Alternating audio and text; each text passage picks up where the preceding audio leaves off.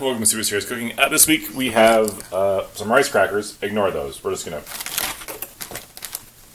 put a towel over that. They don't exist. But we got an entire container of spinach. What are we going to do? We're going to cook it. Okay, so we got a pot.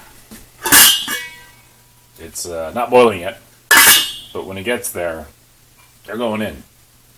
As we continue to wait for this water to boil, we have a container beside us with some ice in there in hopes to cool down our cooking spinach. So yeah. Okay, water's boiling. That's exciting. What we're going to do is we're going to start throwing in the spinach. Preferably in.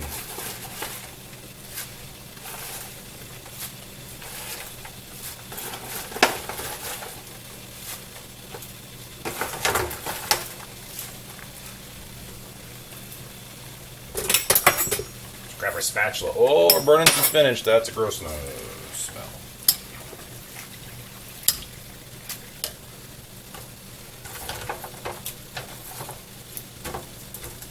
Okay. All the spinach is in.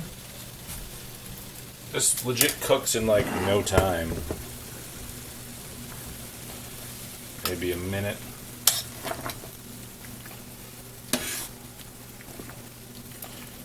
Usually, when we cook spinach, we're going to put it with a dish that you want stuff to be already supple.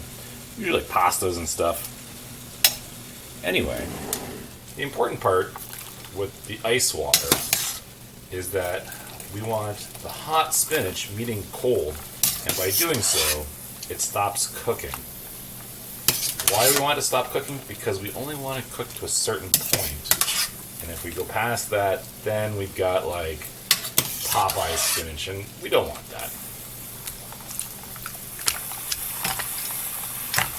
So that's why the ice is in there, to like hopefully maintain a certain chilledness. And like, I can just put my hand in here. Is it hot? No. Ideally what we're going to do is we are going to, when this is all cooled down, we're going to drain it, and then we're going to cut it, and then we're going to put it into a different container. Why? Because more dishes equals better. There's a super sharp knife. What we're going to do is, we got spinach, wonderful. We're going to put it on a cutting board. It's still quite wet. What we can do is grab a solitary paper towel and pat it dry. Is this going to help or do anything? A little bit. But it's not going to get to where we want. That will just be more rigorous patting dry stuff. But you could use paper towel. All we're going to do now is we're going to take our spinach, we're going to take our knife, and we want to chop it. Realistically, we want the spinach all be uniform before we put it into stuff. And if you got to cut your spinach your way, just turn the cutting board. Is that helpful? No. Is it going to make more of a mess? Only if you want it to. So, we've made a cross or a grid-like design in the spinach.